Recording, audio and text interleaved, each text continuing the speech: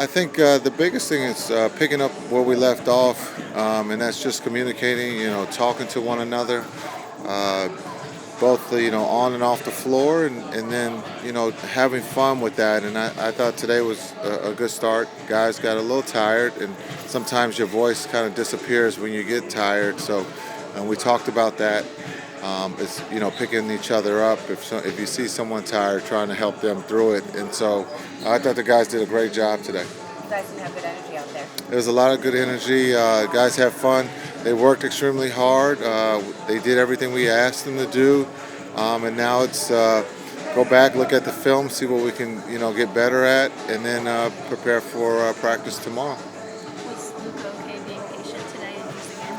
Oh yeah, he was great. He was great. He did his work, and then we'll see how he feels tomorrow. Do a little bit more, but he was great. He was a great teammate. He led on all the defensive drills today. So he was Luka. I know it's the first day, Jason, but was there anything in particular you were looking for out of those guys today, and did you get that out of them? Yeah, just looking at conditioning. First day of school.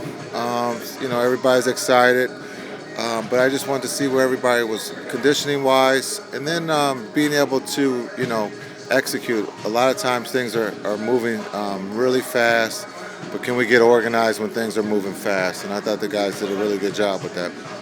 Hey Jay, yesterday you mentioned that some guys that you're looking for to maybe have an opportunity to fill the bench playmaker role, and specifically mentioned Frank and Josh. And I'm curious a little bit more about the opportunity that you envision for those guys and what's kind of fueling your optimism about that opportunity. Yeah, I think you look at Frank. I thought Frank and Josh played well for us last year, and being Josh.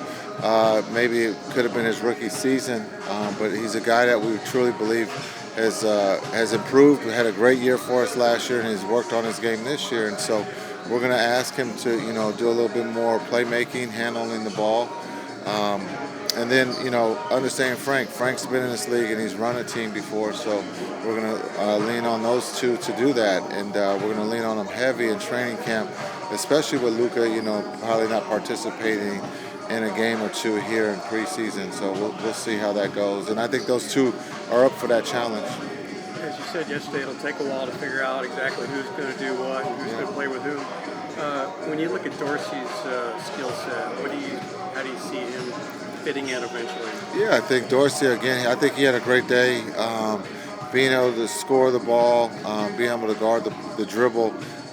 He got to play with a superstar this summer, one of the best players in the world. So I think he handled that well.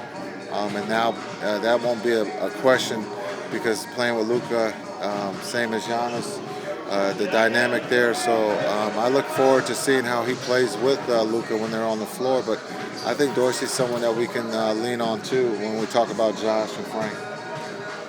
Saw Dirk walking around with a notepad and a pen. Is he officially on staff, opening his office, breaking that in? Yeah, I think he was over there drawing.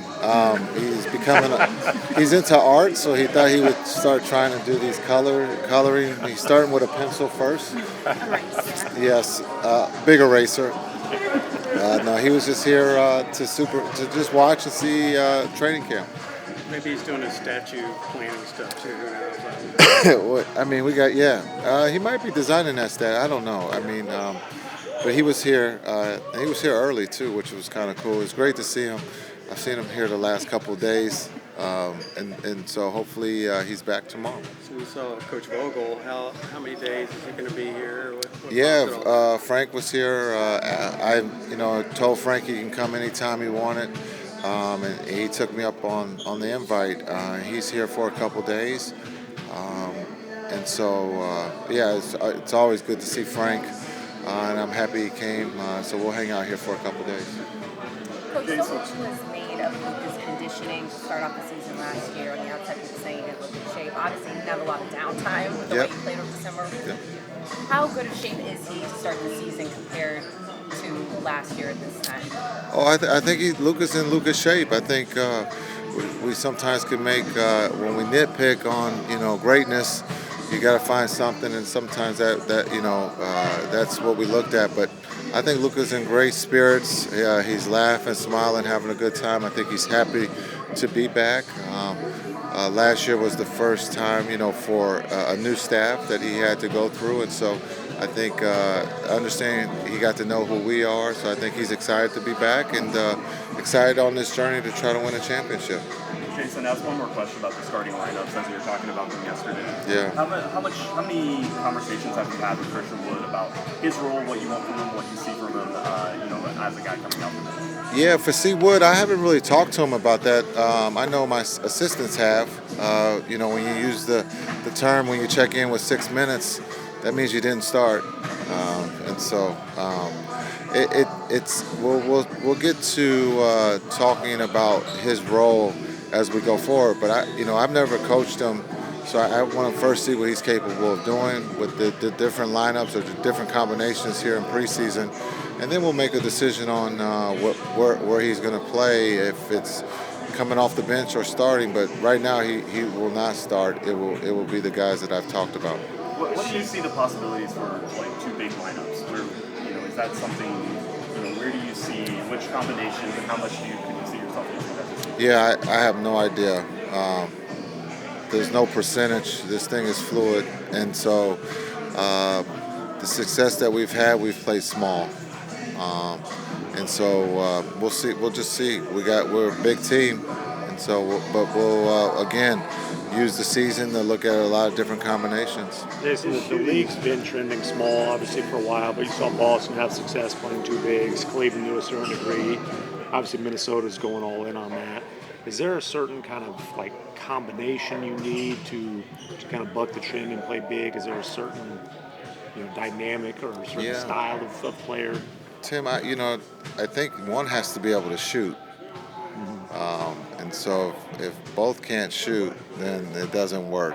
But when you look at Boston, Al can shoot, can put it on the floor, could play the 4, right? Williams and Horford, who's the 5? That's kind of interesting. But Al can shoot the 3, so he can stretch the defense. You look at Cat and Gobert. Cat, best big man shooting, so he can shoot. So I think that's, if your big can shoot, then you definitely play two bigs. Cat's the best big man shooter of all time. That's that's his quote. That's what he said. So I'm asking your opinion. I was just talking to him. That was Dirk. Christian's shooting is pretty well documented. Do you see him putting in time down on the block too, or?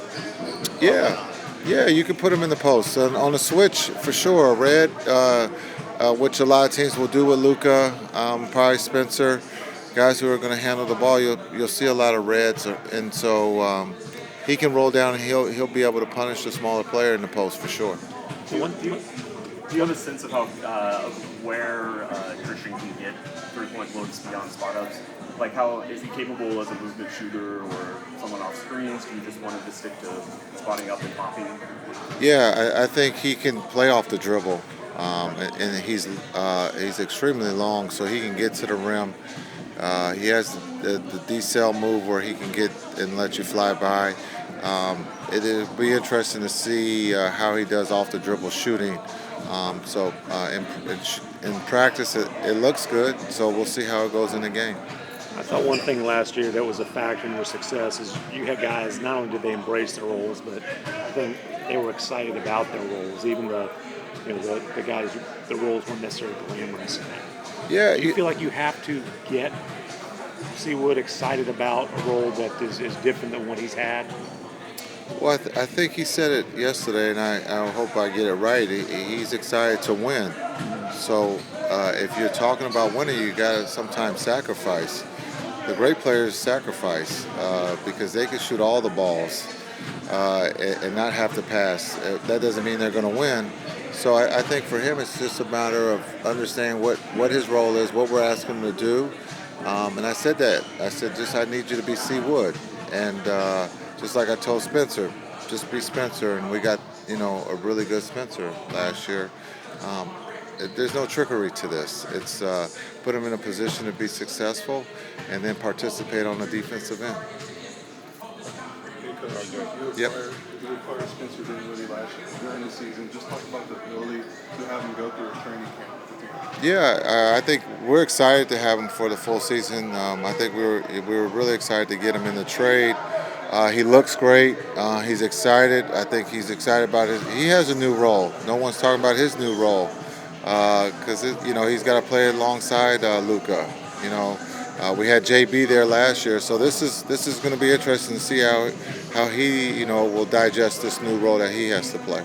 Spencer talked yesterday about how he feels like he's ready to go in terms of not necessarily needing mode management, back-to-backs off. Yeah. Do you have a feel for, obviously his body will tell you some stuff, but do you have a feel for kind of what the plan is for him in terms of minutes, in terms of will he need nights off, that sort of thing? Yeah, we haven't talked about him for medical reasons. For training camp, we'll see how, keep an eye on him. He's expressed he feels great, he looks great. As this marathon goes, we will sit down and kind of look at a month by month situation just to see that we make sure we don't put him in harm's way.